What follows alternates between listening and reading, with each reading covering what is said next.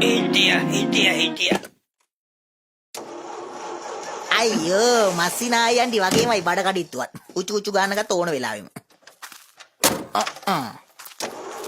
අයියන්ට මෙන්න මේ හැරෙන් තමයි චුරුචුරුස් කාලා සද්දයක් ආවේ. හැබැයිට ලාම්පුව නම් වරදක් නෑ. ඇතුළට මොකෙක් කර සතෙක් නුගුවක් දන්නේ. ජාගොස් බලන්න. ඔයලා බලන්න. නග අයින් වෙලා හිටපන් නැගට පන්න. අප්පා. අල්ලන්නේ බබා පිච්චෙනවනේ. මේක මේ නතරලා තින්නේ. වතුරු නැතුව. හිටියෝ. අර පිටිවැස්ස තියෙන රාමුට්ටි අර මරේ. හරි මං ගේන්නම්. ගමනක් යන්න හැදුවොත් හැමදාම හොමමනේ. ඕන් අයියන්ටි ගෙනාවා. ඔන්න මුට්ටිය. අපි ගිහිල්ලා වතුරු ටික අරගෙන.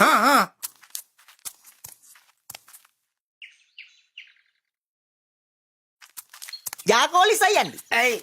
මේ පළාතේ වතුර හොයන එක නම් ලේසි පාසු දෙයක් නෙමෙයි බං. ඒක තමයි මම මාත් මේ කල්පනා කරන්නේ.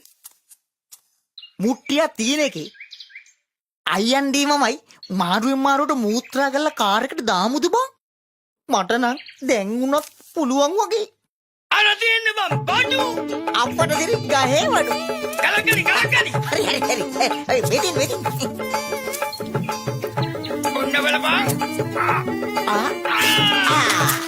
හරියට හරි. හරියට මුට්ටිය අල්ලපන්.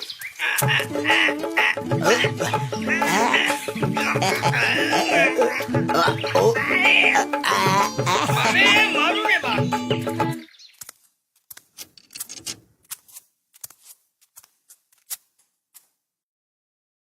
ජාගොස් ඔපිටා.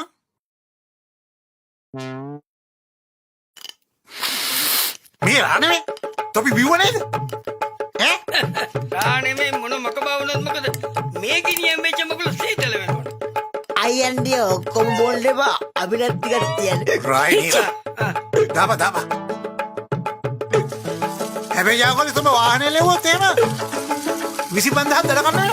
කමන්නේ ගියාට මම කොටි ඉතුවක් හම්බ වෙනවනේ.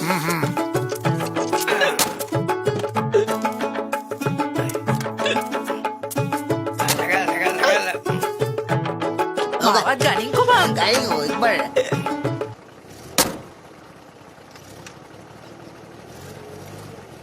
ජාගොස් මං කිය ඔය පානේ මොලයක්.